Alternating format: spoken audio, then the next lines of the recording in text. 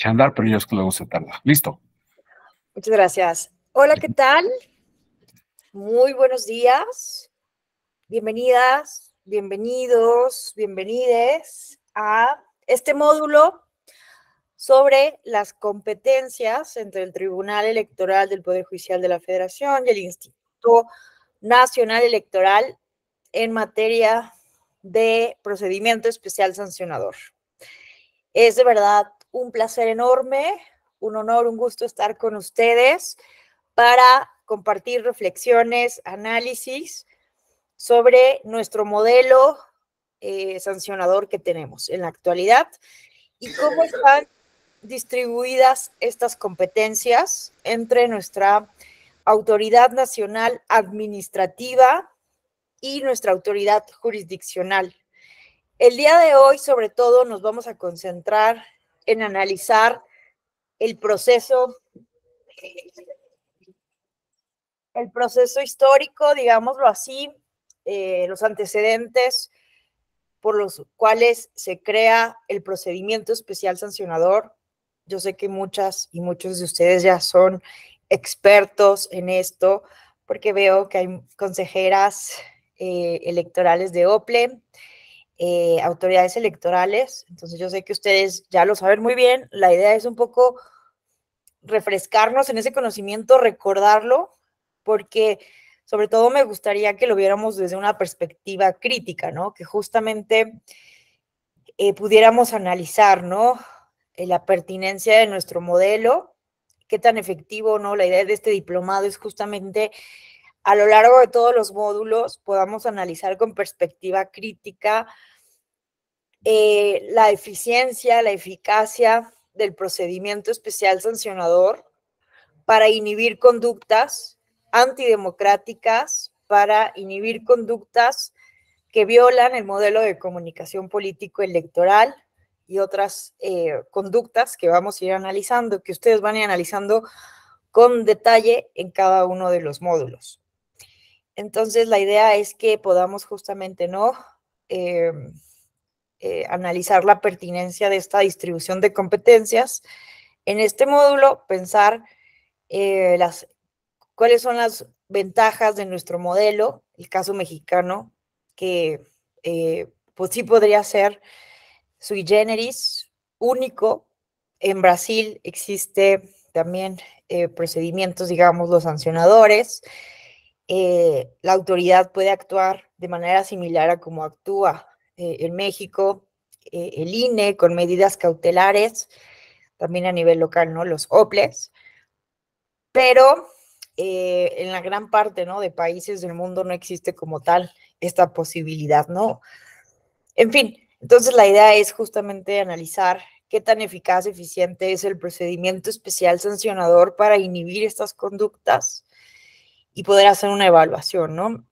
Sabemos que en el Plan B, en la reforma electoral 2022-2023, prácticamente no hay una modificación medular en torno al procedimiento especial sancionador, pero justamente la idea es pensar, ¿no? En un futuro, ¿qué podríamos cambiar? ¿Qué tan vigente es nuestro modelo de comunicación política también a la luz, ¿no? De las realidades digitales, de hiperconectividad y la transformación de la comunicación política en este contexto. En fin, entonces vamos a empezar. Generalmente hago una exposición, y al final abrimos una ronda de preguntas y respuestas, pero siéntanse con toda la confianza de poder hacer preguntas, comentarios, aportaciones, cuestionamientos en cualquier momento de la exposición. Si lo consideran pertinente, podemos alzar la mano o escribirlo en el chat. Bueno, me presento con quienes no he tenido oportunidad de convivir en otras actividades académicas. Mi nombre es Alejandra Tello y soy profesora investigadora de la Escuela Judicial Electoral. Y es un gusto, insisto, estar con ustedes en estas dos sesiones. Ahora sí, voy a compartir mi pantalla para mostrarles la presentación que hemos preparado justamente. Bueno, básicamente, ¿no? El procedimiento especial sancionador nace con la reforma electoral de 2007, ¿no? Eso es, déjenme regresar todo. Listo. Básicamente, el procedimiento especial sancionador y la regulación que tenemos hoy en materia de radio y televisión y en general el modelo de comunicación político-electoral surge con la reforma de 2007 y esa reforma evidentemente tiene como trasfondo, recordaremos, ¿no? El proceso electoral de 2006.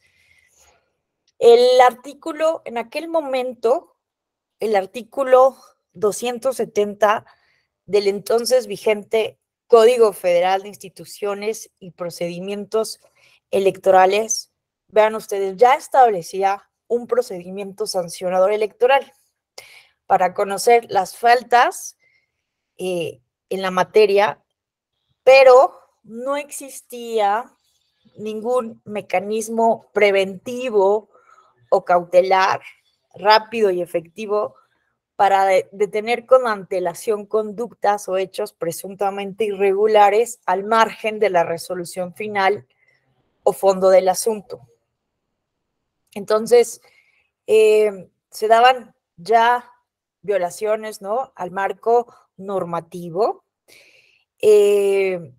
Había ya diferentes prohibiciones en el contexto de la regulación, pero no había una manera de que el procedimiento electoral que existía y que tramitaba, sustanciaba y resolvía en aquel momento el Instituto Federal Electoral pudiera justamente prevenir la irreparabilidad del daño, ¿no? En teoría, desde la teoría, ¿no?, del derecho sancionador, se supone que los procedimientos administrativos sancionadores justamente deben servir no solamente para sancionar, sino también para inhibir conductas, ¿verdad?, que sean violatorias de los marcos normativos respectivos, pero también, evidentemente, para proteger un bien jurídico específico. Entonces, el problema que se vislumbró justamente en el contexto de la elección de 2006 es que el procedimiento que estaba en ese momento, pues no permitía justamente tutelar adecuadamente el bien jurídico que en ese momento el legislador había previsto para tutelar justamente diferentes bienes jurídicos, ¿no? Entonces, vamos a ponernos realmente en contexto, ¿no? Traje aquí varios spots, justamente, tres spots, justamente para recordar en qué contexto se da toda esta discusión, ¿no? Espérenme un momento, déjenme modificar la manera en que estoy compartiendo aquí, para que se escuche. Si no se escucha, por favor, indíquenmelo. Ok. Entonces, ahora resulta que los segundos pisos y las pensiones de López Obrador se hicieron con buen gobierno, ahorro y honradez. ¿A quién quieren engañar? López Obrador permitió estos delitos. No se puede confiar en él. López Obrador es un peligro para México. ¿Sí se escuchó, cierto? Sí, bien. Es que a veces, si compartes la pantalla de una manera, no se escucha, pero bueno. Muy bien, vamos a ver este segundo spot. Este es el segundo piso de la Ciudad de México. ¿Cómo pagó López Obrador por él? Se endeudó. ¿Las pensiones? Se endeudó. Triplicó la deuda del DF. Si llega a presidente, nos va a endeudar más y vendrá una crisis económica, devaluación, desempleo. Estos son los grandes planes de López Obrador. Un peligro para México. Y finalmente, este tercero que me gustaría que viéramos. ¿Son tuyos esos 20 pesos? Sí, es mi billete. 20 mandados, 20 pesos. ¿Y si te digo que una devaluación y que tus 20 pesos ya solo valen 10? Me estás mintiendo, ¿verdad? Aquí dice 20 pesos. Me estás bromeando. ¿No te parece maravilloso que nuestros hijos ya no entiendan lo que nosotros sufrimos tantas veces? Esto es producto de 10 años de estabilidad económica. Apostarle a algo distinto es retroceder. Defendamos lo que hemos logrado. Consejo Coordinador Empresarial. Bueno, entonces, no solamente fueron este tipo de spots que dentro de la literatura de las campañas electorales se han denominado de campaña negra, de campaña sucia, de campaña negativa, ¿no? Que de por sí ya es todo un tema, de por sí ya es todo un tema en la academia, ¿no? Hoy en día, se los digo abiertamente, hoy en día no hay un consenso en los estudios empíricos desde la ciencia política, la sociología política, para saber exactamente los efectos de las campañas negativas en los procesos electorales. Al respecto, recomiendo muchísimo leer al doctor Marco Arellano Toledo, que es un investigador de la UNAM y de la Ibero, académico de la UNAM y de la Ibero, y es experto justamente en comunicación política.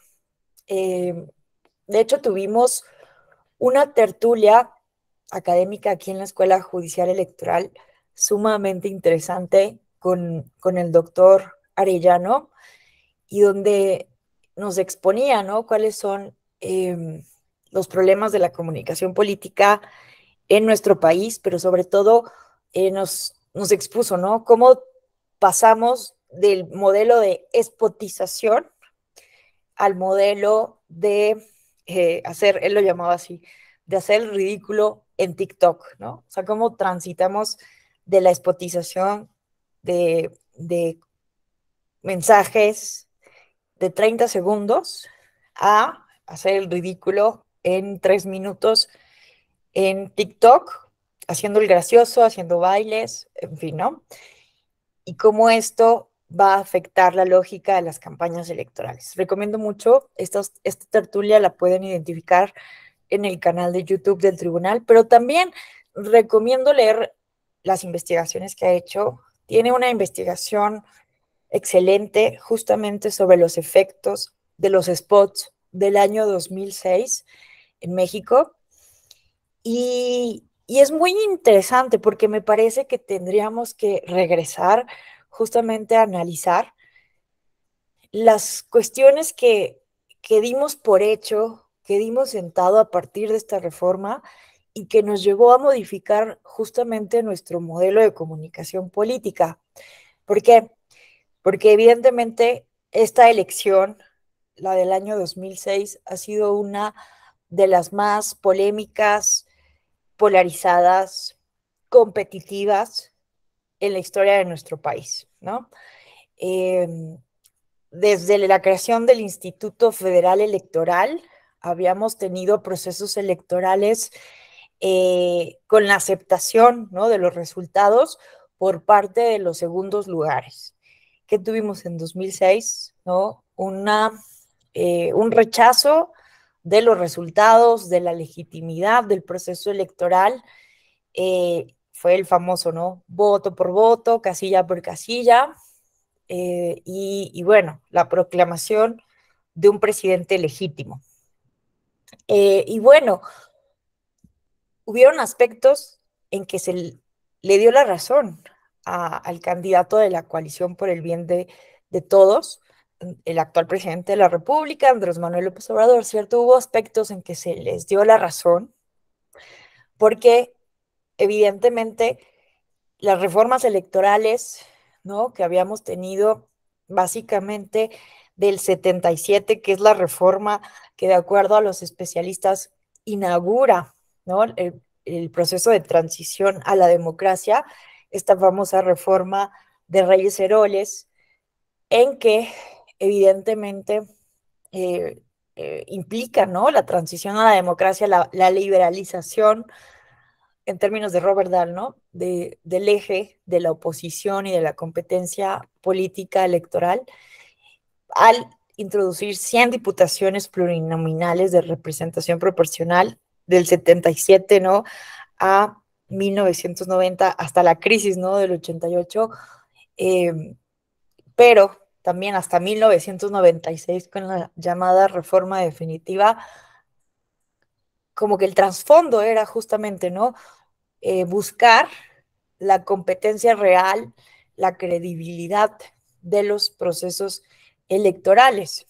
Pero justamente en el 2006, de acuerdo con diferentes autores, ¿no?, como por mencionar alguno de los más leídos al respecto, ¿no?, José Waldenberg, nos indica, ¿no?, que justamente posterior a este periodo de reformas que buscan pues la liberalización del sistema político y el establecimiento de autoridades electorales autónomas, confiables, viene un proceso, ¿no?, en que nos damos cuenta con la elección del 2006 que nos falta ahora establecer condiciones de equidad en la competencia. Y justamente en esta elección, ¿no?, nos dimos cuenta de que existía un auténtico, bueno, algo que ya se sabía, ¿no?, por los especialistas, la academia, la opinión pública, también la ciudadanía, ¿no?, que no teníamos condiciones de efectiva equidad en la competencia. Creo que vale la pena recordar, ¿verdad?, traer a colación, pues, que en México, pues, teníamos un modelo de comunicación basado justamente en la promoción de los partidos políticos, candidaturas en radio y televisión. Desde el 77 que se reconoce a los partidos políticos como entidades de interés público. Ya desde el 76 se había empezado a regular el acceso a radio y televisión, pero en el 77 el reconocer a los partidos políticos como entidades de interés público evidentemente se institucionaliza con toda la fuerza, ¿cierto?, del Estado, ¿verdad?, la posibilidad de que los partidos de oposición puedan también acceder al financiamiento público y a las prerrogativas en materia de comunicación. Entonces, sin embargo, teníamos un modelo en donde la comunicación estaba controlada por dos televisoras, básicamente, ¿no?, Televisa y TV Azteca. Y no estábamos en un contexto como el actual, ¿no?, donde tenemos con todavía problemas y áreas de oportunidad, evidentemente, y también en un contexto de asesinatos a periodistas. México es el país más peligroso, un país sin guerra para ejercer la profesión del periodismo. Evidentemente todavía tenemos muchos problemas por delante, pero definitivamente no estamos en el mismo escenario, donde solamente dos televisoras, ¿no?, concentraban básicamente el consumo de la información político-electoral. Y bueno, entonces, en ese contexto, pues nos dimos cuenta ya para ir más rápido, nos dimos cuenta de que no había equidad real en la competencia, porque justamente las televisoras vendían a precios diferentes los tiempos en radio y televisión, dependiendo del color del candidato. Y además, pues bueno, como lo vieron ustedes en los spots, pues estaban este contexto de campañas negativas, que insisto, hoy en día, y si hacen esta lectura de Marco Arellano, no se sabe con exactitud cuáles son los efectos de las campañas negativas. Se sabe principalmente que el efecto negativo se da no con respecto a los candidatos, sino lo que se ha identificado es que genera mayor hartazgo de la ciudadanía en los temas políticos, en los partidos políticos, y específicamente en el contexto de esta elección, contrario a lo que asumimos, de que se pudo haber perjudicado al candidato que quedó en segundo lugar, en realidad hay más datos que podrían corroborar que le benefició. Que las personas que estaban indecisas al ver esta campaña negativa sintieron que había una injusticia en la comunicación y decidieron votar por Andrés Manuel. Entonces, en fin, es muy complicado hacer una generalización o una afirmación contundente sobre los efectos de justamente, ¿no? Las campañas negativas en los procesos electorales. Sin embargo, bueno, por eso mismo creo que tenemos que volver a revisar y replantear la pertinencia de nuestro modelo de comunicación político-electoral, ¿no? Generalmente, muchas veces, ¿no? Damos por hecho que si está en una norma, es que ya esa norma es justa y debe ser seguida para siempre, ¿no? O evidentemente las autoridades electorales tienen, ¿no?, la facultad de seguir lo que dice la Constitución, las normas, pero me parece que siempre hay que hacer un ejercicio crítico, ¿no?, para promover evidentemente cambios legislativos que repercutan en la calidad de la democracia en nuestro país. Pero bueno, al final del día, eso también consideró la Sala Superior, ¿no? Que es básicamente imposible determinar la relación de causa y efecto, ¿no? Básicamente eso se argumentó en el dictamen de calificación de la elección de 2006, que no era posible, de acuerdo con los argumentos esgrimidos por la Coalición por el Bien de Todos, la relación de causa y efecto entre estas campañas negativas, estos spots que en términos de la coalición estaban calumniando y denigrando al candidato Andrés Manuel López Obrador en relación con las preferencias de la ciudadanía. No hay una manera de establecer cómo esos spots pudieron haber influido en el foro interno de las personas. Pero justamente, ¿no?, el 13 de marzo de 2006, en el contexto de estos spots, en donde además estaba interviniendo, ¿no?, estaba pagando promocionales, no solamente el partido de oposición, el Partido Acción Nacional y su candidato, sino también el Consejo Coordinador Empresarial. Entonces, justamente se estaba argumentando una inequidad en la competencia. Entonces, el 13 de marzo de 2006, la Coalición por el Bien de Todos solicitó al Consejo General del IFE, en aquel momento era IFE, ¿verdad? Todavía, que retirara toda propaganda que incumpliera con la Constitución Política de los Estados Unidos Mexicanos, y el Consejo General determinó que esto era improcedente, justamente porque no existía lo que hoy conocemos como medidas cautelares ni procedimiento especial sancionador. Y bueno, ¿qué resolvió el Tribunal Electoral? Justamente este es el RAP padre o madre, como quieran llamarle, del procedimiento especial sancionador, el SUPRAP 17 de 2006, que básicamente le da origen jurisprudencial antes de la reforma al procedimiento especial sancionador.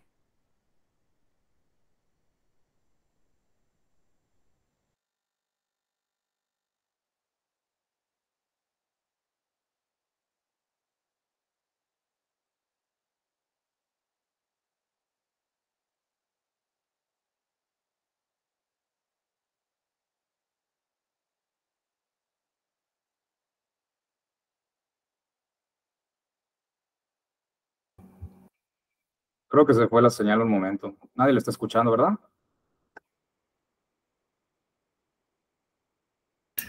Yo sí los escucho, pero no sé ustedes, No, se congeló la imagen. ¿Perdón? Sí, es correcto, se congeló la imagen. Solo veo la presentación que dice SUPRAP. ¿Es cuánto? Voy a contactarla. Permítame un segundo, por favor.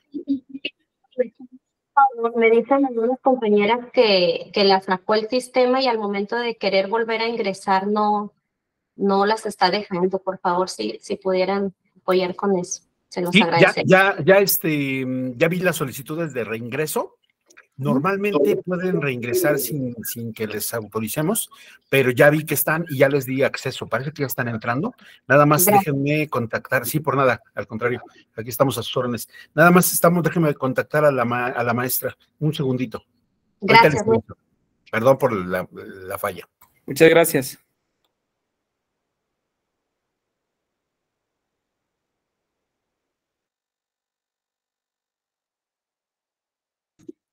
Hola, hola, una disculpa. No sé, desde la mañana, desde muy temprano tengo problemas de conexión. ¿Cómo cuánto tiempo me habré congelado? Porque yo seguía hablando y ya no supe. Como un minuto, doctora, solamente fue poco. Ah, qué bueno. Muchísimas Desde que dijo el número del expediente de la sentencia madre del proceso especial sancionador, ahí se quedó. Ay, muchas gracias, Mara. Es que en la mañana les cuento que di clase a las 7 y me pasó lo mismo, pero yo seguía hable y fueron como 15 minutos. Entonces fue muy frustrante, ya después me di cuenta, tuve que volver a repetir todo. Bueno,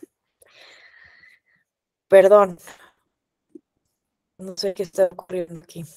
Bueno, déjenme compartir de nuevo mi pantalla. Bueno, entonces, ¿qué decidió la Sala Superior?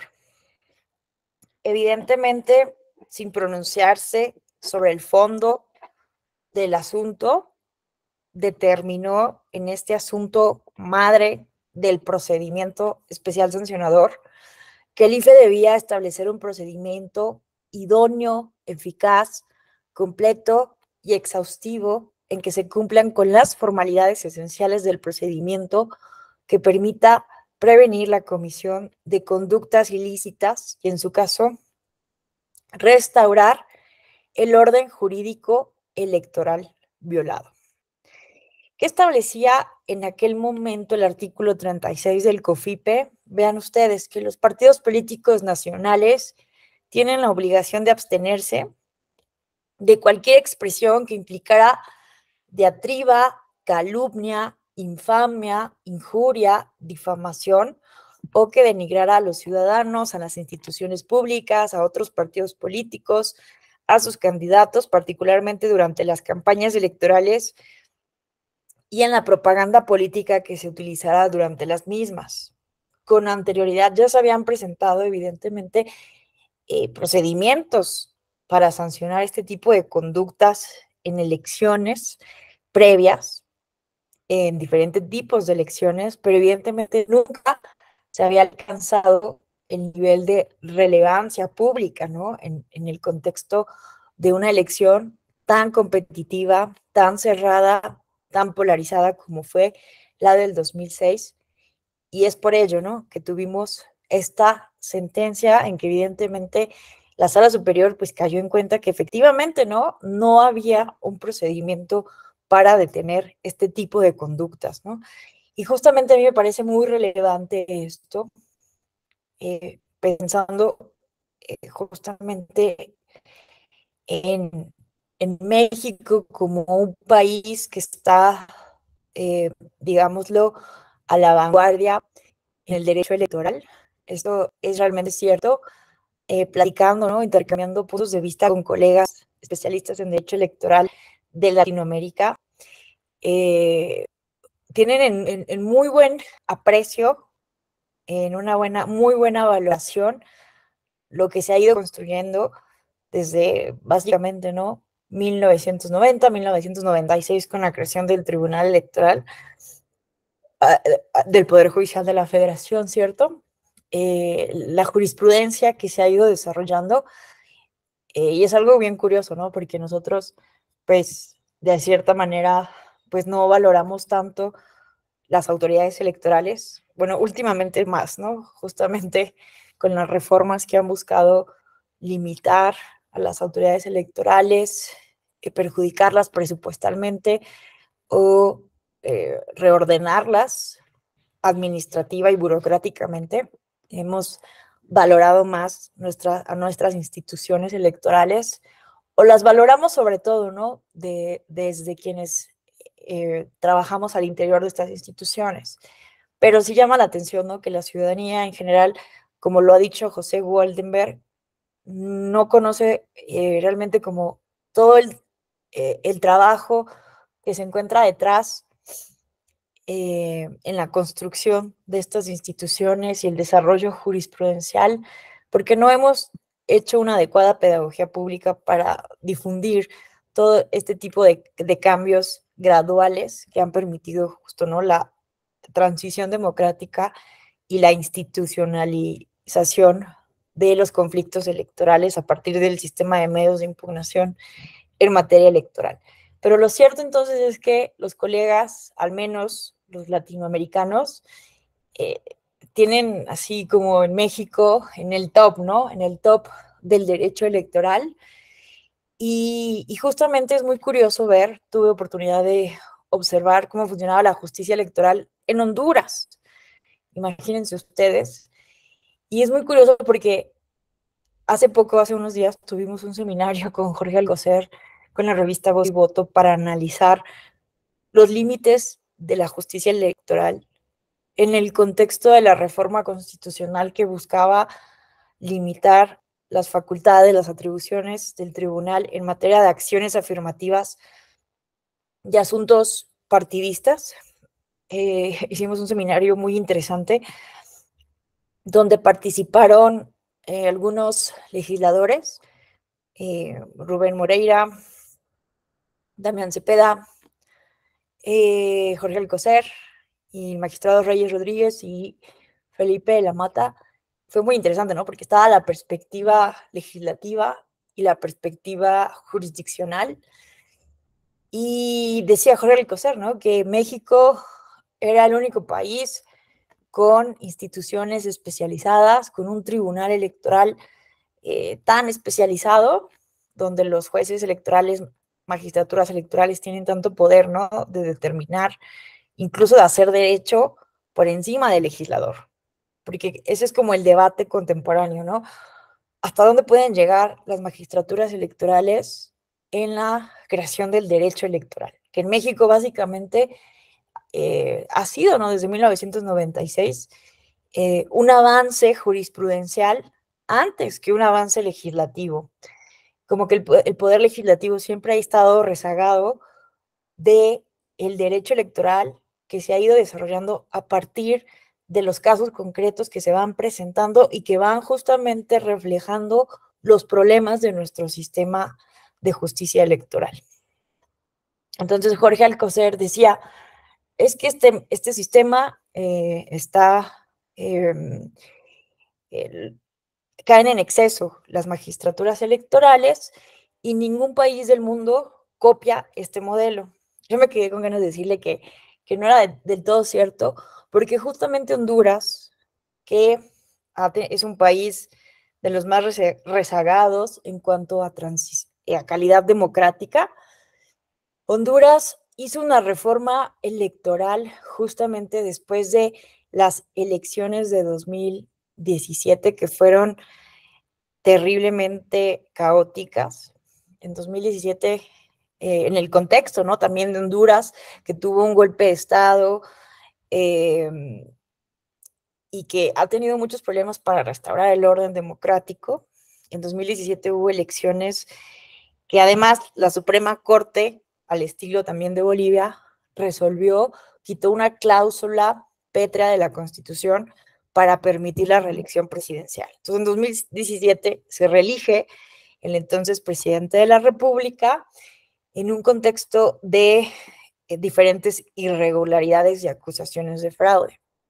Entonces, el Congreso Nacional de Honduras invita a la OEA para hacer un diagnóstico y proponer al Poder Legislativo una reforma electoral que justamente permitiera mejorar la calidad democrática de Honduras.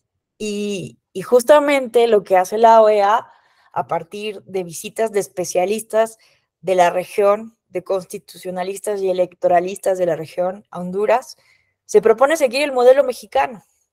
¿Cuál es ese modelo mexicano? Ese modelo de autoridad dual. Es decir, que existe en nuestro país una autoridad que se encarga específicamente de organizar y de administrar los procesos electorales y otra autoridad jurisdiccional, de naturaleza jurisdiccional, de resolver las impugnaciones y tutelar derechos político-electorales. Entonces, es muy interesante ver cómo Honduras hace esta reforma justamente siguiendo el modelo dual de autoridad electoral que diferentes países de la región lo tienen así Recuerdo ahora el caso también de, ¿cómo se llama? De Perú. Perú también tiene esta separación, porque muchos países siguen un modelo de autoridad única. Autoridades que administran y resuelven las impugnaciones, como el caso de Paraguay o el caso de Brasil, que el caso de Brasil es todavía mucho más impresionante porque también persigue los delitos electorales. Entonces, imagínense una sola autoridad electoral que administra, organiza, resuelve impugnaciones, tutela derechos políticos, pero también persigue los delitos electorales. Es tener a la FEPADE, ahora FICEL, al INE y al Tribunal Electoral del Poder Judicial de la Federación en una sola institución, en la cuarta democracia más grande del mundo, ¿no? Con 150 millones de votantes. En fin, el caso es que Honduras, a partir de recomendaciones de la OEA, hace una reforma electoral en su propio Congreso para seguir un modelo dual de autoridad electoral, porque el Tribunal Electoral, la institución que justamente organizaba los procesos electorales en Honduras, tenía una sobrecarga, ¿no? Al tener que resolver las impugnaciones, las denuncias, además de organizar los procesos electorales. Pero un detalle que justamente pude observar es que, pues evidentemente, no siguieron todo el modelo mexicano desarrollado hasta ahora. Y una de las observaciones que hicimos fue justamente esa, que en Honduras no existía esto. Estaba pasando lo que pasó en 2006 en Honduras, en la elección de 2019.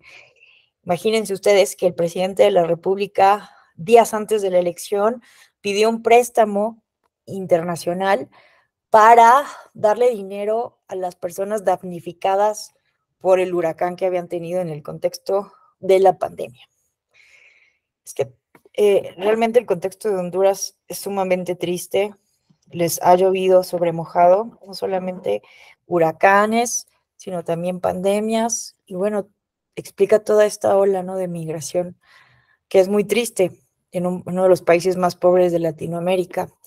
Pero el tema aquí es que el presidente de la República no pidió ese préstamo internacional justamente en el contexto de los huracanes, sino que lo pide, ¿no?, días antes del proceso electoral. Y entonces veíamos, ¿no?, en las calles filas enormes para recibir esta ayuda a las personas damnificadas. Evidentemente se hacen denuncias por parte de los partidos de oposición, las candidaturas de oposición, pero, y bueno, también se observan muchas violaciones a la normativa electoral. Estaba prohibido también, al estilo mexicano, que hablaran los ministros de culto, que se hiciera propaganda gubernamental personalizada días previos a la elección. Entonces, evidentemente había diferentes violaciones, pero no había un procedimiento, justamente un tipo de medida cautelar para evitar que este tipo de irregularidades pudieran generar una equidad o un vicio en el proceso electoral. En fin, entonces, de esto nos dimos cuenta en el contexto mexicano en 2006, ¿no? Y entonces lo que ordena el tribunal al IFE es que emita un procedimiento que sea idóneo, eficaz. Pero al final del día, después de calificar la elección, ¿qué dijo la sala superior? Me voy a permitir leer todo este párrafo.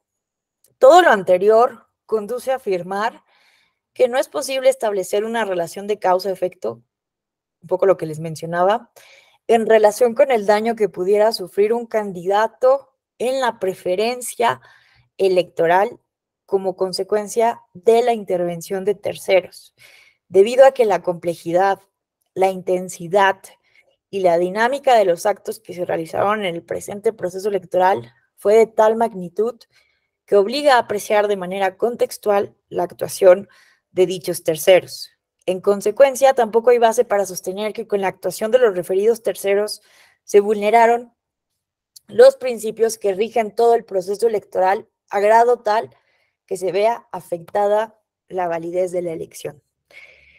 Entonces, en pocas palabras, los actos no se pudo comprobar, ¿no? Que estos actos, que estos spots realmente afectaron los principios que rigen el proceso electoral a grado tal que se vea afectada la validez de la elección. Y bueno, no sé ustedes qué opinen, pero últimamente pensando, por ejemplo, en el caso Iliatenco Guerrero, pongamos las cosas en dimensión, ¿no? En esta elección presidencial, la diferencia entre Andrés Manuel López Obrador y Felipe Calderón fue del 0.56%, aproximadamente 250,000 votos. 0.56%, ¿no? Pensemos en el caso Iliatenco Guerrero, que es la primera elección en que se anula por violencia política en razón de género.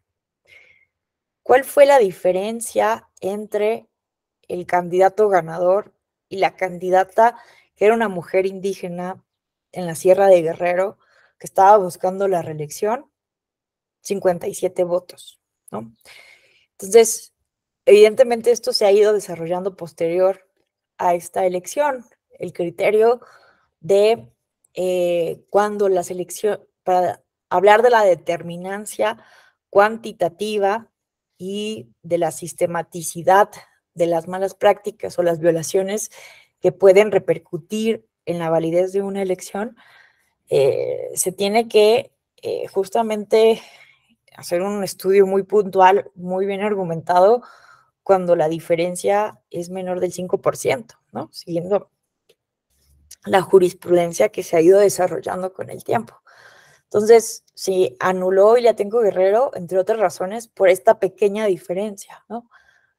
Que hubiéramos pensado a la luz de ese avance jurisprudencial y de las elecciones que se han anulado así tan cerradas, ¿no? También Tlaquepaque, en Jalisco, en donde podemos estar cuestionando, ¿no? ¿Qué tanto impacto pudo haber tenido la publicación de este video por parte de un ministro de culto en Tlaquepaque, un municipio altamente religioso, de acuerdo con estadísticas del INEGI, pero de un ministro de culto que tenía muy pocos seguidores en realidad, ¿no? En comparación con otro caso, como es el de Mariana Rodríguez, que Mariana Rodríguez superaba el 1,000,000 de seguidores y que ahí no se consideró justamente que se estaba violando la normativa electoral. Pero entre otras razones centrales está el término de la determinancia cuantitativa. En fin, perdón, creo que a la luz, ¿no? A la luz de los criterios más recientes, no sé si hubiéramos considerado, ¿no?, la validez o no de esta elección. En fin, la verdad es que no sé ustedes qué opinen, pero sí, anular una elección me parece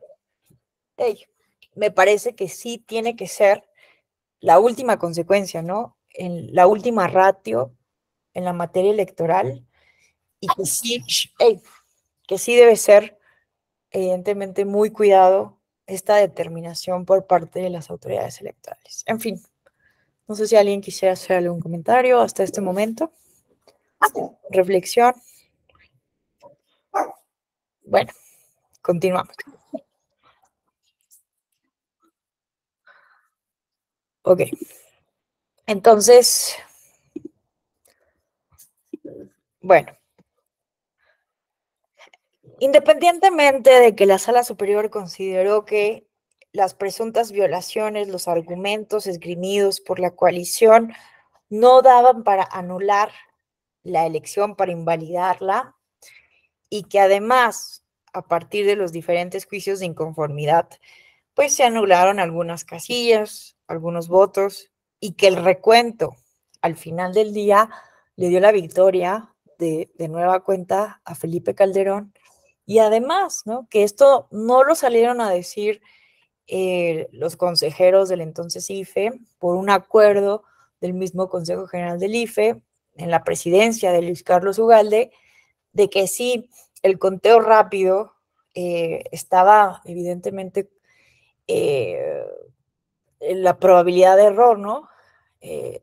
Podía empalmarse con los resultados, la diferencia entre el primero y el segundo lugar, no iban a salir a dar los resultados, que a mí me parece que fue esto es una opinión personal, obviamente, a mí me parece que eso fue una decisión equivocada, que debieron de haber salido a decir el resultado del conteo rápido, que por cierto nunca ha fallado en la historia del Instituto Federal Electoral, ahora INE, los resultados del conteo rápido, que es esta estimación estadística que hacen personas expertas, actuarias, matemáticas, nunca ha fallado, y que en ese conteo rápido, evidentemente, salía como ganador Felipe Calderón. Pero bueno, más allá de eso, e independientemente de la calificación electoral, pues sí reflejó esta elección los problemas en la equidad en la competencia para garantizar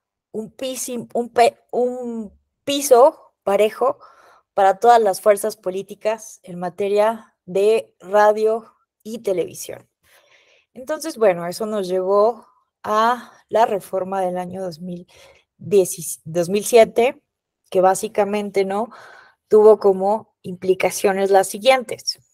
Se prohibió a partir de ese momento, como todas y todos ustedes recordarán, la contratación de tiempos en radio y televisión, que con anterioridad, ¿no?, se podía contratar, que esta contratación la hacían a través de la Dirección Ejecutiva de Prerrogativas y Partidos Políticos del entonces IFE, pero ya no se podía destinar este financiamiento a, digamos, contratar en lo individual por partido político, ni por fuera, tampoco a ninguna otra persona física o moral. Esto, evidentemente, porque trajo la discusión de la pertinencia de la intervención del Consejo Coordinador Empresarial, que evidentemente en un contexto donde solo que predominaba, ¿no?, con el 90% de los consumidores Televisa y TV Azteca, pues se justifica el razonamiento de aquel momento. Pero vale la pena preguntarse si esto sigue vigente, insisto, a la luz de los datos que reflejan el tiempo que pasamos las mexicanas y los mexicanos en Internet y en redes sociales. En fin, llevó entonces a la creación del procedimiento especial sancionador y la incorporación de estas medidas cautelares como un procedimiento que, sin pronunciarse, sin resolver el fondo de los procedimientos sancionadores, pudiera justamente garantizar la tutela de los bienes jurídicos protegidos por el régimen sancionador electoral.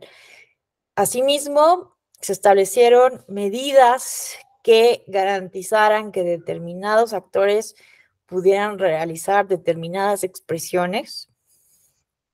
Evidentemente empezó a desarrollarse toda esta doctrina sobre la calumnia y este concepto que se llama de la malicia efectiva, ¿no?, para justamente poder determinar que una persona está realmente hablando mal, calumniando a una persona, denigrando. En ese momento todavía existía el concepto de denigración a las instituciones. Justamente uno de los elementos que se han ido desarrollando a partir de la jurisprudencia es la determinación de la malicia efectiva, comprobar, ¿no?, justamente a nivel probatorio que existió una intención, un dolo, imputando hechos o delitos falsos, que aquí es bien importante distinguir, ¿no?, entre hechos, delitos imputados a una persona sabiendo que son falsos, básicamente, a diferencia de opiniones o expresiones de carácter subjetivas que se pueden manifestar en el contexto de una campaña electoral, específicamente a partir de los spots. Que bueno, entonces, a partir de este año empieza la creación jurisprudencial de estos criterios que automáticamente vuelven a las autoridades electorales en revisoras del discurso político electoral. Y no de oficio, ¿no? Sino justamente a partir de las diferentes denuncias que empezaron a presentarse al respecto. Y algo relevante que sí nos recuerda con razón Jorge Alcocer en este seminario que tuvimos la semana pasada, porque él fue parte, ¿no? Uno de los ideólogos de esta reforma, bueno, fue parte, ¿no? De las discusiones legislativas, es que se pensó que el procedimiento especial sancionador debía proceder durante los procesos electorales, porque esa era una de las distinciones más importantes en la creación del procedimiento especial sancionador, que podía activarse dada la urgencia que implican los procesos electorales, pero que fuera del proceso electoral esto no debía de hacerse, pero que evidentemente la realidad político-electoral pues ha dado cuenta de que hay casos en donde podemos estar fuera de un proceso electoral y que se puede promover un procedimiento especial sancionador, como es evidentemente el caso de la violencia política contra las mujeres en razón de género, que también por desarrollo jurisprudencial, pero ya después, a partir de la reforma de 2020, en la materia de abril de 2020, se define con toda claridad el concepto de violencia política contra las mujeres en razón de género, y esto nos lo han dicho mucho, ¿no? Las defensoras de este concepto, de esta infracción electoral y delito electoral también ya, que se puede dar antes, durante o después de un proceso electoral. Y que justamente, ¿no? El derecho a votar y ser votadas de las mujeres, que es uno de los bienes jurídicos tutelados por el procedimiento especial sancionador. Por eso este diplomado, ¿no? También es relevante mencionarlo. Este diplomado se llama en Procedimiento Especial Sancionador y Derechos Humanos, porque justamente la jurisprudencia, la resolución de los diferentes casos también va revelando cómo el procedimiento especial sancionador también sirve para tutelar derechos humanos, para proteger ciertos derechos político-electorales y otros derechos humanos vinculados con estos derechos político-electorales, como en el caso de las mujeres a votar y ser votadas, o el derecho de las mujeres a una vida libre de violencia. Y que bueno, también vale la pena decir que hoy se busca expandir este concepto no solamente a las mujeres, sino otros grupos históricamente discriminados. Pero a lo que voy con todo esto es que el procedimiento especial sancionador, en este caso específico de BPG, aplica antes, durante o después del proceso electoral, porque el derecho a votar y ser votada de las mujeres no se agota el día que toman posesión del cargo.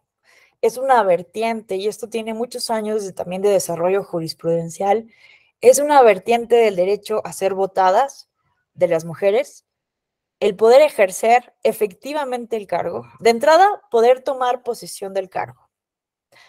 Poder ejercer el cargo, recibir una dieta, recibir una remuneración. Porque también se ha visto afectado desde esa vertiente este derecho político electoral, y que hoy es parte de las discusiones que se tienen, ¿no? Sobre los límites del derecho parlamentario con el derecho electoral, que el Tribunal Electoral también ha sido cuestionado, y esa era una de las razones de la reforma constitucional, porque el Tribunal le está ordenando al Congreso de la Unión qué hacer, qué no hacer, cómo integrar la Comisión Permanente, la Junta de Coordinación Política, ordenarle a la JUCOPO sobre el Comité Técnico Evaluador del concurso del INE, por poner un ejemplo. Entonces, justamente, ¿no? El criterio central para poder distinguir estos casos, que a veces es muy difícil, ¿no? Identificar esa línea delgada entre el derecho parlamentario y el derecho electoral, pero uno de los criterios que se ha ido desarrollando justamente es eso, ¿no? Cuando está en riesgo el ejercicio pleno de un derecho político electoral o otro derecho humano relacionado con estos derechos. Entonces, cuando se considera que las legisladoras están siendo obstaculizadas, violentadas en este ejercicio, pues se le ha entrado a revisar si estamos en un caso de BPG, cuando se da en el contexto del ejercicio legislativo. Pero evidentemente todavía hay que seguir discutiendo esto, porque no queda siempre claro, ¿no? Las fronteras entre estos dos derechos. Pero bueno, por eso es importante, ¿no? En este diplomado tener esta visión también de derechos humanos, no solamente en materia de procedimiento especial sancionador, porque vale la pena también recordar desde la teoría del derecho electoral, teoría general, digámoslo así, del derecho electoral, que como tal no hay una teoría, así un tratado que pueda concentrar todo lo que se ha ido desarrollando en estos más de 25 años de jurisprudencia electoral, pero lo que podemos decir es que hay diferentes, no solamente en el caso mexicano, ¿no? Sino también analizando, por ejemplo, el Manual de Justicia Electoral de Idea Internacional o el de la OEA, se puede justamente identificar que hay 3 diferentes mecanismos de control de las elecciones. Los mecanismos que por un lado buscan controlar la constitucionalidad, la legalidad, la convencionalidad y la tutela de los derechos político-electorales, y que ahí, por ejemplo, tenemos al juicio para la protección de los derechos político-electorales de la ciudadanía, el juicio de revisión constitucional, que bueno, en el contexto del Plan B y la nueva ley de medios que está suspendido hasta ahora, vamos a esperar a ver qué ocurre, pero que con presuntas fallas importantes del proceso legislativo, pues tendríamos al juicio electoral con reserva de lo que diga la Suprema Corte de Justicia de la Nación. Pero bueno, lo que quiero que veamos es esta clasificación, ¿no? De mecanismos que en las democracias electorales buscan, insisto, controlar la constitucionalidad, la legalidad, la convencionalidad de los procesos electorales, así como la tutela de los derechos político-electorales. 2, los mecanismos sancionadores que buscan inhibir las malas prácticas y sancionarlas.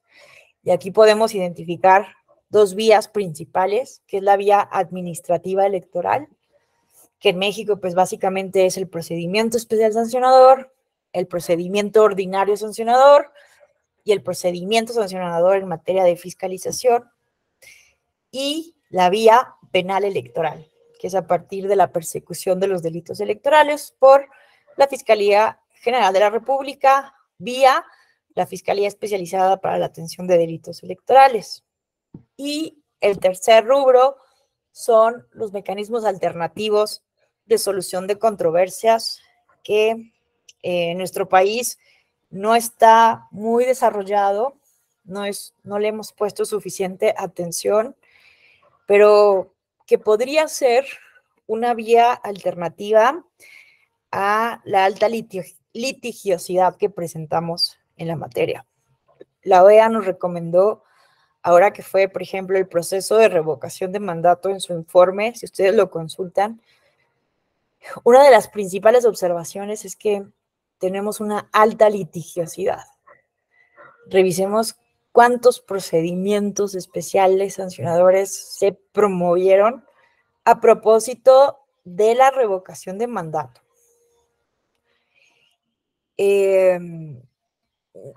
Aquí hay muchas discusiones, muchas lecturas que podríamos hacer.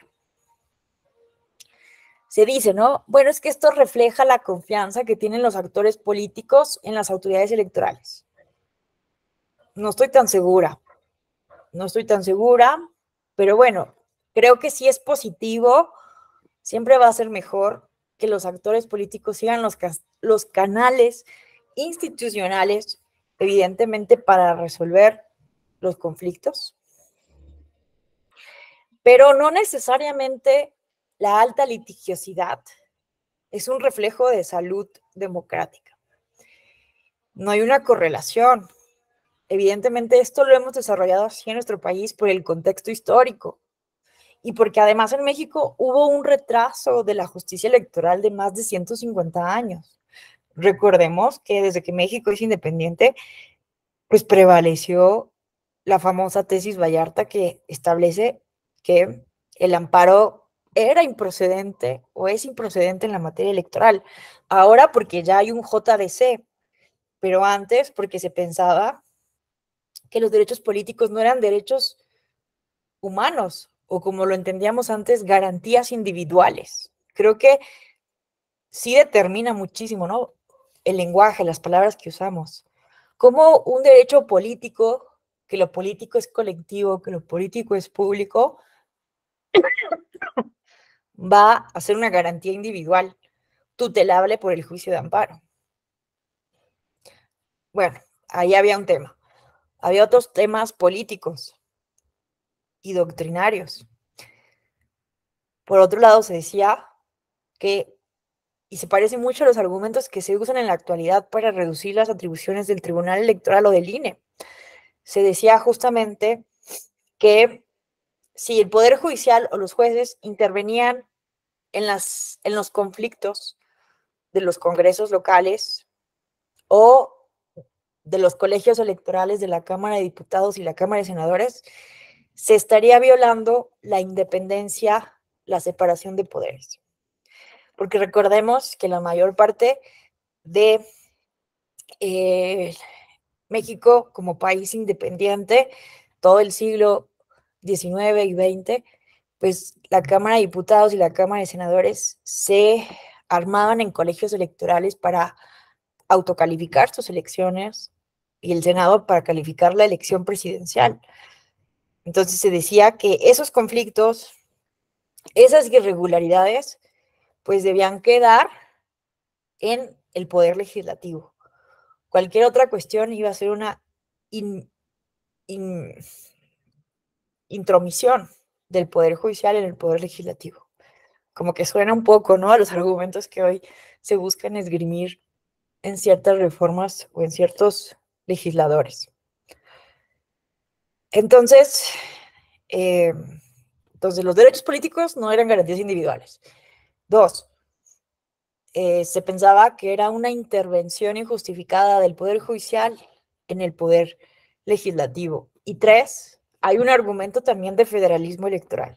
Se decía, si el Poder Judicial, la Suprema Corte, conoce vía amparo conflictos de los congresos locales, presuntos fraudes electorales, se estaría violando el federalismo electoral.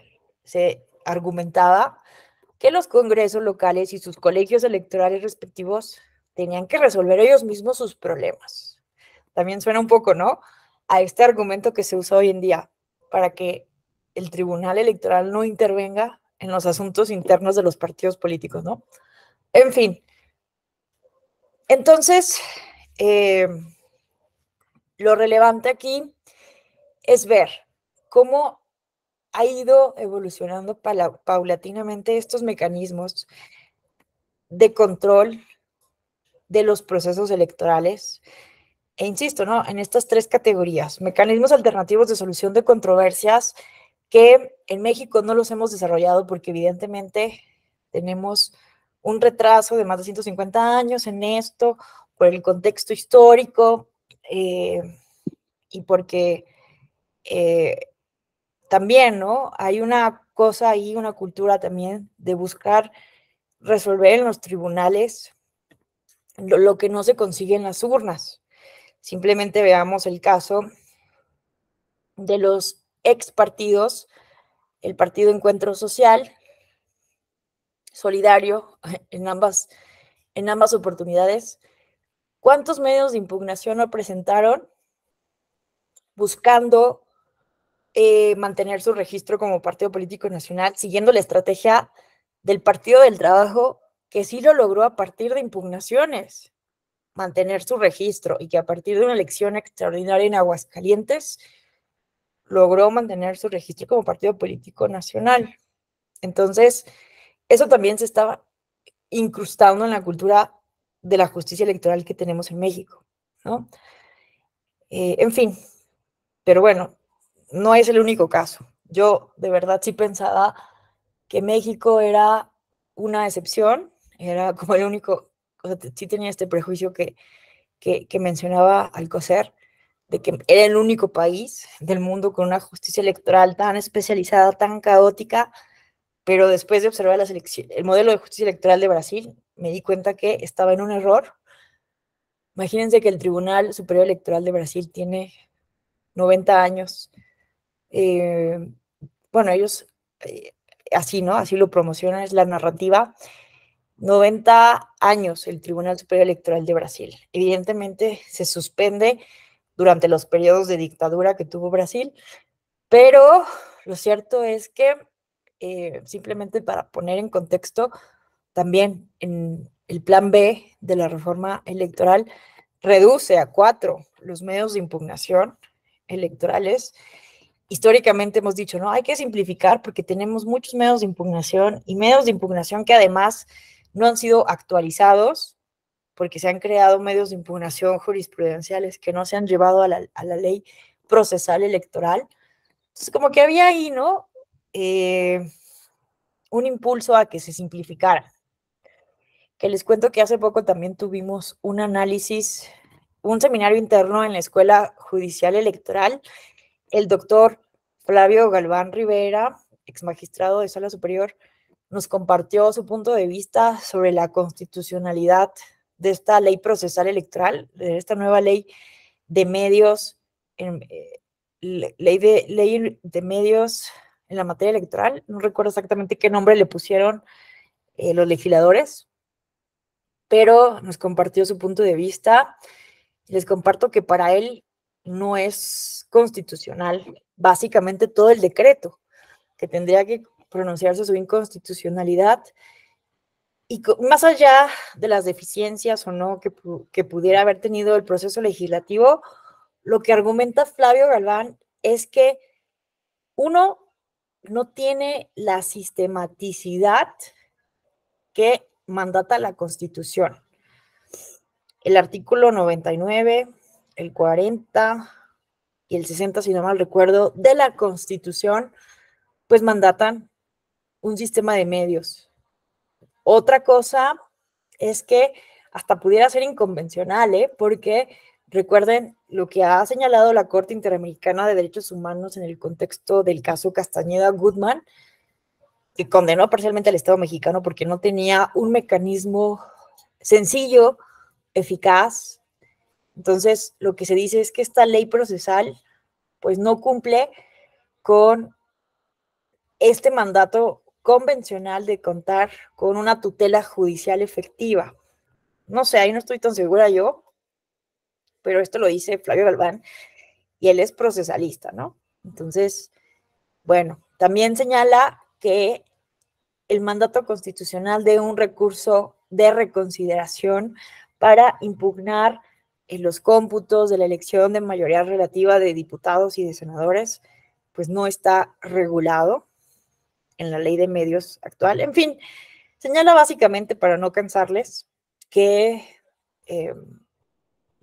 no se cumplen con que esta ley procesal no cumple con diferentes mandatos constitucionales, que hay diferentes omisiones constitucionales. En fin, vamos a ver qué dice la Suprema Corte de Justicia de la Nación.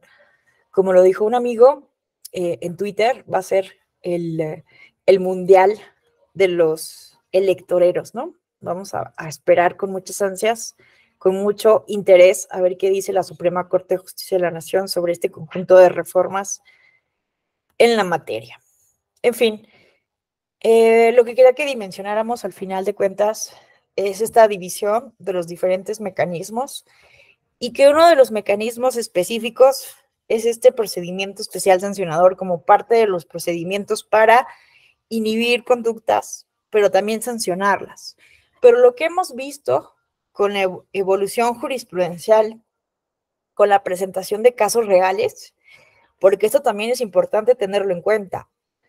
El legislador no puede prever todos los casos que se van a presentar. Entonces es imposible también que se regulen todos los supuestos desde una ley, mucho menos desde la Constitución. Eso explica por qué también es importante esta amplitud de atribuciones interpretativas de las autoridades jurisdiccionales. Entonces, lo que hemos visto es que el procedimiento especial sancionador, no solamente el JDC, sirve para tutelar derechos político-electorales y también otros medios de impugnación. Y justamente eso se ha establecido en la jurisprudencia más reciente del Tribunal Electoral, que el procedimiento especial sancionador también puede servir para tutelar, para restituir derechos políticos, porque en materia de BPG se ha establecido, ¿no?, que el PES es la vía jurídica que pueden seguir las víctimas para buscar sancionar a las personas agresoras y que el JDC es la vía para la restitución de los derechos político-electorales y para la reparación integral del daño. Y se han presentado casos en donde no se sabe si es jurídicamente válido que a partir de un procedimiento especial sancionador se ordene la restitución de derechos políticos más allá de sancionar a las personas infractoras, a las personas agresoras, y se ha dicho que sí, ¿no? Y que también se pueden promover de manera paralela un PES o un JDC. En fin, entonces todo esto, ¿no?, para decir por qué este diplomado también se llama Procedimiento Especial Sancionador y Derechos Humanos, porque el PES también sirve, además del JDC y otros medios de impugnación, para tutelar derechos humanos electorales. ¿Qué otras implicaciones tuvo esto? Bueno, hasta aquí no sé si alguien quiera comentar algo, hacer alguna pregunta, reflexión, comentario, cuestionamiento. Se vale estar en desacuerdo de alguna apreciación. Ale, soy Marcia Garza, si me permites hacer un comentario. ¿Qué onda, querida Marcia? Qué gusto saludarte. Adelante, querida magistrada. Te escuchamos. Igualmente, ahora consejera. Pero bueno, más allá del gusto de poder hablarles, pues digo, hemos estado hablando de muchas cosas. Yo, dos comentarios. Uno, en cuanto al nuevo modelo, digamos, de comunicación política que tenemos a partir de la reforma de 2007 y ante la realidad que creo que nos rebasa el día de hoy, a mí me parece que sí, más allá de que las reformas están atendiendo otro tipo de situaciones que a lo mejor ni siquiera resultarían conflictivas o que pudieran ir, por lo menos en mi opinión, en detrimento de la evolución democrática, creo que lo que sí deberíamos estar reflexionando es si deberíamos migrar hacia un modelo de comunicación inclusive más flexible, porque estamos viendo, no solamente en la Ciudad de México, pero en toda la República, promoción disfrazada de gubernamental, promocionando a ciertas presuntas candidaturas a la presidencia y o las propias mañaneras, ¿no? Pues no sé, sistema según de información del Ejecutivo Federal, que finalmente sí hace posicionamientos muy claros, o sea, ni siquiera subjetivos o de interpretación, en cuestiones que pudieran, creo yo, incidir en un momento dado en los procesos electorales. Entonces, a veces resulta, creo yo, desgastante para las autoridades, tanto administrativas como jurisdiccionales, el que pues no se les haga caso. Entonces quedamos mal parados, ¿no? De decir, no tenemos las herramientas suficientes o inclusive, peor aún, con sentencias que determinan algún tipo de transgresión a la normativa electoral y que no se cumplen. Entonces, creo yo que ahí hay un tema que es importante. Digo, estamos en un análisis académico, definitivamente, pues a quienes les corresponderá considerarlo no será a los legisladores y legisladoras, pero sí en este espacio académico, pues creo que sí, ya hemos sido rebasados en esos términos. Y mi segundo comentario en esto último que señalabas, de que el procedimiento especial sancionador se vuelve también un mecanismo de protección de derechos humanos. Entiendo que finalmente la tutela de los derechos humanos pues debe de garantizarse. En este caso, si es a través de un peso, a través de un JDC, el objetivo me parece que es primordial. A mí nada más me queda la duda, o a lo mejor entiendo muy bien no competencia, sino la facultad tal vez de las autoridades jurisdiccionales al momento de resolver PES para meterse más allá en garantizar derechos humanos. Pero, por ejemplo, en Tamaulipas, nosotros seguimos siendo uno de los pocos institutos electorales locales que sustanciamos y resolvemos los procedimientos sancionadores. Entonces, aunque somos autoridades administrativas en ese sentido que ejercemos materialmente funciones jurisdiccionales en los PES, no sé si ahí pudiéramos hablar pues de estas facultades, digamos, legales para poder garantizar derechos humanos, ¿no? En un momento dado. Pero bueno, sin duda son temas que tienen que ir evolucionando y que vale la pena la reflexión. Así es que pues muy interesantes tus comentarios, Ale. Muchas gracias y un gran abrazo. Muchas gracias, querida consejera Marcia, qué gusto saludarte. Antes de comentar esto que tan interesante y pertinentemente pones en la mesa de discusión, quisiera preguntar si alguien más quisiera hacer algún comentario, pregunta, cuestionamiento. ¿Todo bien? Bueno, de entrada coincido completamente. ¿Alguien? ¿Carlos Lara? Sí. Buenos días, solamente una pequeña duda. No todos los estados de la República tienen esta figura del procedimiento especial sancionador en el ámbito local, ¿verdad?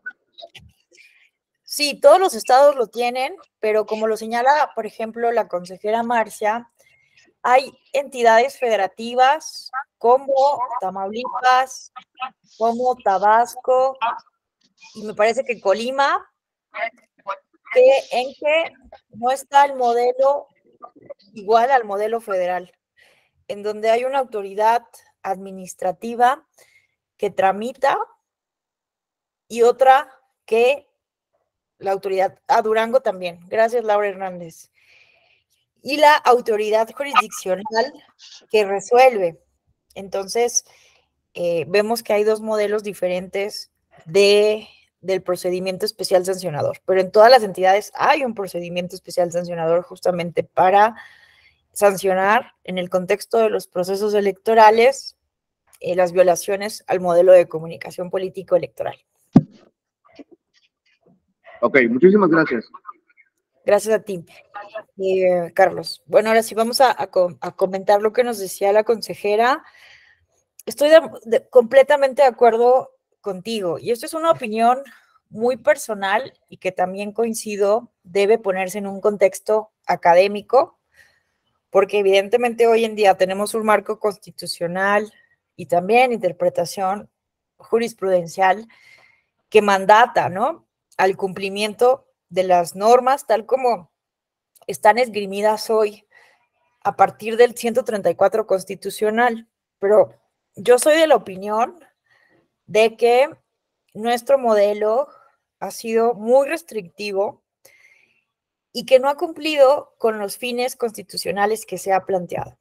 Entonces, a mí me parece, por ejemplo, por poner un ejemplo claro, que es contra natura incluso impedir, por ejemplo, en el tema del 134 constitucional, impedir que los servidores públicos puedan hacer uso de la voz en mítines políticos fuera del horario laboral, es decir, en días inhábiles.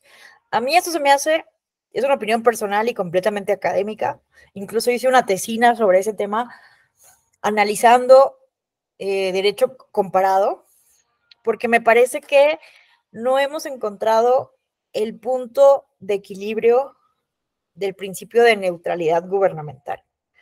Me parece que nuestro modelo es bastante restrictivo y creo que sí habría que considerarlo porque estamos viendo justamente que se ha vuelto irracional. Creo que tenemos una gran cantidad de reglas en el modelo electoral que es bastante irracional y que lleva, como lo dice la consejera, al incumplimiento de muchas normas. Creo que sí tendríamos que decirlo. Evidentemente, esto no se trata de justificar a las autoridades que están violando sistemáticamente la Constitución, pero creo que sí hay que intentar comprender las razones de por qué están ocurriendo estas violaciones sistemáticas, porque el modelo de comunicación, en mi opinión, y justo desde el 2007, ha sido sumamente restrictivo. Y eso que han ido también modificándose las diferentes interpretaciones. Pero en fin, esto tendría que ser un trabajo de legislador, pero creo que también desde el INE, desde los OPLES y desde las autoridades jurisdiccionales, a pesar de que el modelo viene, ¿no?, desde una regulación constitucional, creo que sí hay oportunidades para ir flexibilizando los criterios. Muchas veces hemos visto a un INE, ¿no?, que busca trasladar automáticamente los criterios de radio y televisión a las redes sociales. Y a mí me parece que eso sería equivocado, porque las redes sociales también siguen una lógica muy diferente a la lógica de la radio y la televisión. Entonces, creo que también hay áreas de oportunidad para que las autoridades electorales regulen de manera, busquen hacer lineamientos o resolver incluso los procedimientos sancionadores de manera más flexible. También considero que en varios casos la sala especializada ha tenido criterios muy restrictivos. Y bueno, es que yo ahí soy más liberal, ¿no? Pero bueno, es una discusión que debemos de seguir teniendo. Gracias, Marcia, por traerlo a la mesa.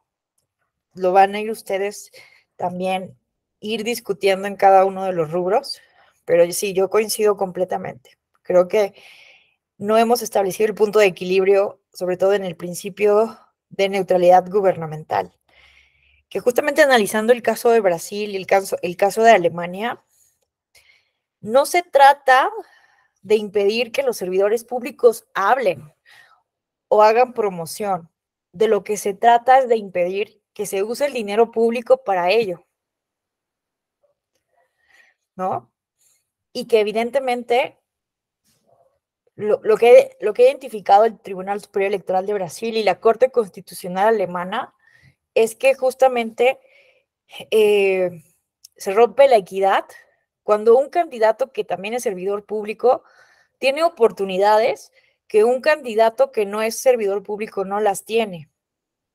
Y en México hemos llegado al extremo de prohibir que los servidores públicos hablen.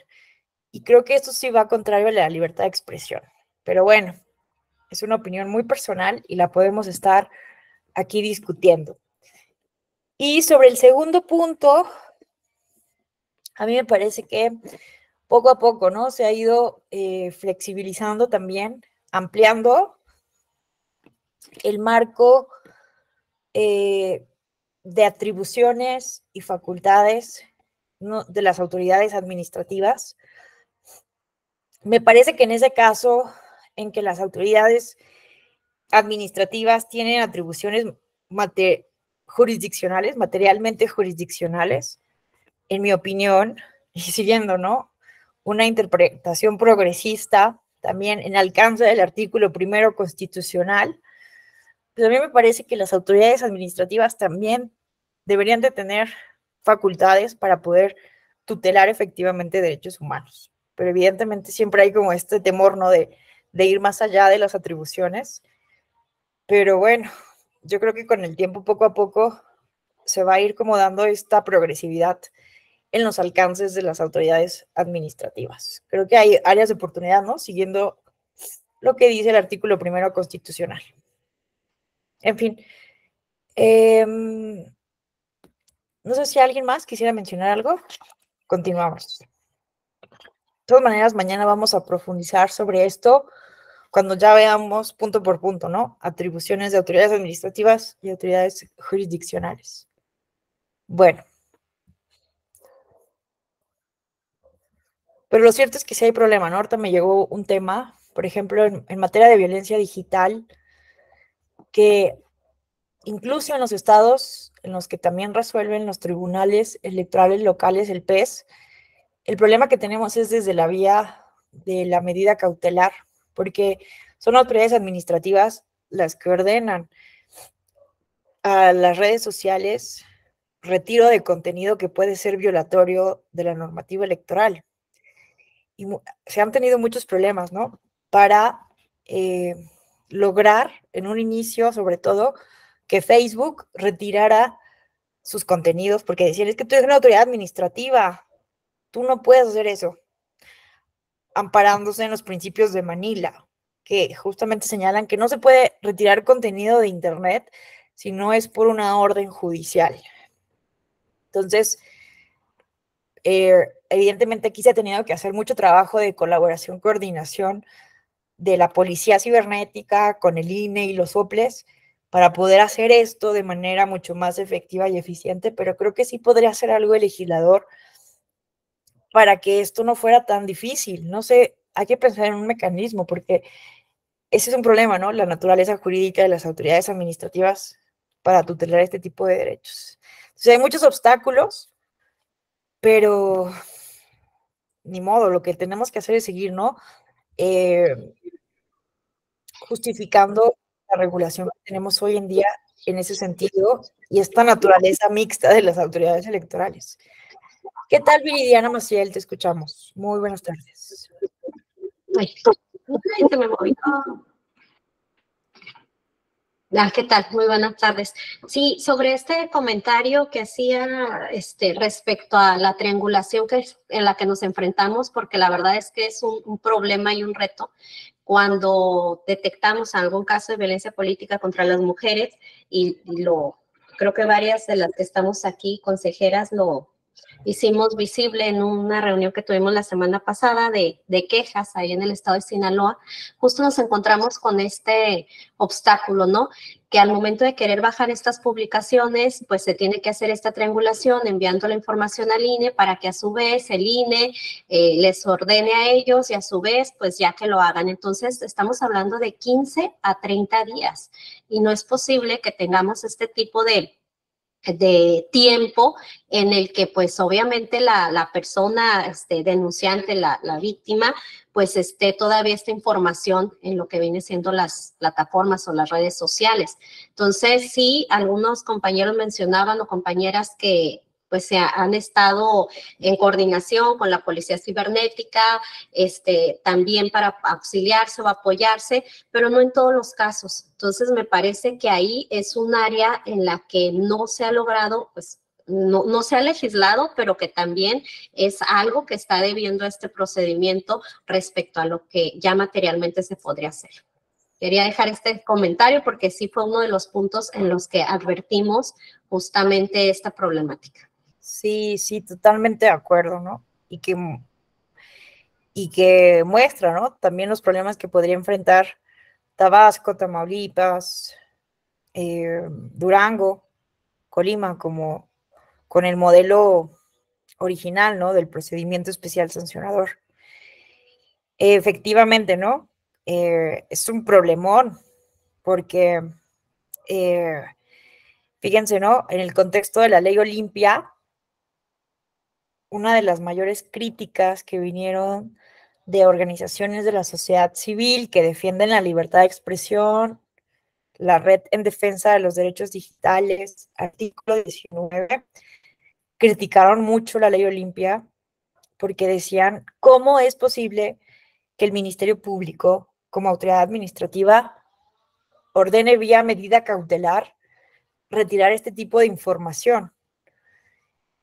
A mí se me hicieron algunas críticas justificadas, pero otras no, porque justamente pensé desde la materia electoral de cómo las medidas cautelares emitidas por una autoridad administrativa justamente permiten retirar estos contenidos que pueden violentar y seguir dañando la integridad, la dignidad de las mujeres, ¿no? Entonces, creo que sí, ese es uno de los grandes pendientes y uno de los grandes retos que tenemos, ¿no? En el procedimiento especial sancionador, que sumado a que no ha logrado, como también lo dijo Marcia, pues inhibir este tipo de conductas en materia de propaganda gubernamental, actos anticipados de campaña, pues vemos otra problemática, ¿no? Que se obedezca a las autoridades administrativas desde lo local. Entonces, creo que sí podría haber no más criterios, al menos jurisprudenciales, para enfatizar, obviamente, estas atribuciones materialmente jurisdiccionales, aunque formalmente no sea una autoridad jurisdiccional.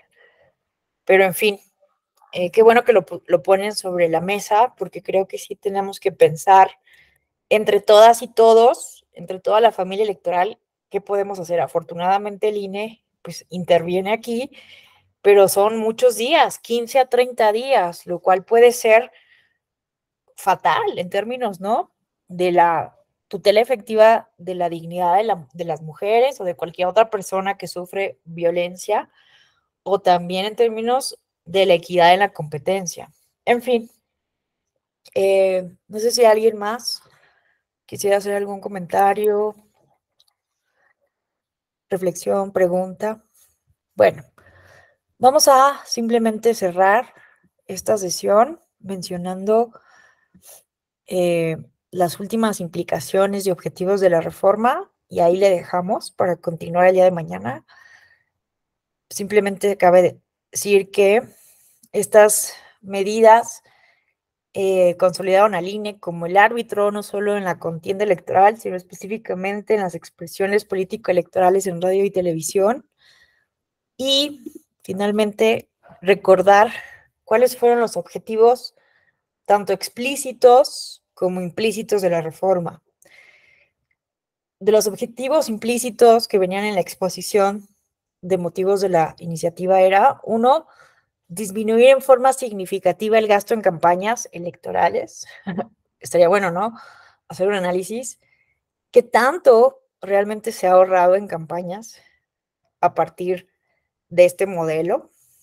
En concreto, buscando evitar el riesgo de que intereses ilegales o ilegítimos a través del dinero puedan influir en la vida de los partidos y en el curso de las campañas electorales. A mí sí me parece que esto está completamente ya rebasado en el contexto de la política 2.0. Simplemente volteemos a ver lo que está ocurriendo en otras partes del mundo. En Brasil, la gran campaña de desinformación orquestada en plataformas como Telegram, WhatsApp, TikTok. Entonces, esto ya parece como algo muy anacrónico, ¿no? O lo que pasó en el Brexit, en el plebiscito de paz de Colombia, cómo el Internet y las redes sociales pueden generar realmente una manipulación en el electorado. Segundo objetivo de la reforma de 2007, el fortalecimiento de las atribuciones y facultades de las autoridades electorales federales a fin de superar las limitaciones que han enfrentado en su actuación. Aquí se buscó justamente darle dientes a las autoridades para poder tutelar adecuadamente principios constitucionales y derechos humanos, pero estamos viendo cómo en este caso, ¿no?, de violencia política, pues hay un área de oportunidad muy grande y seguramente hay en otros. Bueno, también en materia del 134 constitucional. Evidentemente, el gran vacío del procedimiento especial sancionador es que no hay sanciones a los servidores públicos. No fue un olvido casual de los legisladores, fue intencional. Entonces vemos personas como el Bronco que violaron la Constitución, el 134 constitucional, porque pidieron firmas de apoyo ciudadano personal adscrito a su administración cuando todavía era gobernador para ser candidato independiente a la presidencia de la República. Promovió, la sala regional especializada determina su responsabilidad, pero ¿quién es el superior jerárquico del Bronco? Se determina que el Congreso de Nuevo León tendrá que sancionar al Bronco. Después de mucho tiempo, el Congreso lo sanciona con la destitución y la inhabilitación por 10 años, me parece, como servidor público. Pero ¿qué sucede? Presenta una controversia constitucional en donde se le da la razón al Bronco, porque además el Congreso de Nuevo León incurre en vicios, crea un procedimiento ad hoc para sancionar, lo cual va en contra de cualquier garantía del debido proceso. Para sancionar a cualquier persona debe existir un procedimiento previo, no se puede crear uno posterior. Eso es algo básico de los principios de tutela, de garantías del mínimo proceso. Y por otro lado, la Suprema Corte dice, efectivamente, el Congreso de Nuevo León no es el superior jerárquico, porque en una democracia constitucional los diferentes poderes están en la misma jerarquía constitucional. En todo caso, y tal vez, ¿no?, el Congreso de la Unión sería el superior jerárquico del Bronco, pero no procedería una sanción así, sino por juicio político. Entonces, también se ha dicho que el juicio político no es materia electoral. Entonces, hay un gran vacío ahí, ¿no? Un gran vacío para sancionar servidores públicos de ciertas jerarquías. Y finalmente, impedir que actores ajenos al proceso electoral incidan en las campañas electorales y sus resultados a través de los medios de comunicación, lo cual también hemos visto que ha sido también parcialmente, porque se han dado pues muchas simulaciones, ¿no? Entrevistas que disfrazadas muchas veces, ¿no?, se hacen a los diferentes candidatos, candidatas, en fin. Entonces, parcialmente se han cumplido estos objetivos, y entre los objetivos implícitos, y con esto ya cerramos, establecer normas que impidan el uso del poder público a favor o en contra de cualquier partido político o candidato a cargo de elección popular, y también el uso del mismo poder para promover ambiciones personales de índole política. Y que esto obviamente tuvo que ver con la intervención de Vicente Fox en la elección de 2006 y la difusión de propaganda gubernamental sin la cintilla y con imágenes que ensalzaban la figura de Vicente Fox. Pero aquí le vamos a dejar el día de hoy para no cansarles. Nos vemos el día de mañana para seguir hablando de esta distribución de competencias que se va creando a partir de esta reforma y los cambios que hubieron en 2014. Muchísimas gracias por su atención, que tengan buen provecho y hasta mañana. Muchas gracias, hasta mañana. Hasta luego, bonito día. Bonito día a todas y todos. Gracias. Juan Eduardo, ¿quieres mencionar algo? Adelante. Juan Eduardo había levantado la mano y luego se desconectó, pero creo que ya no.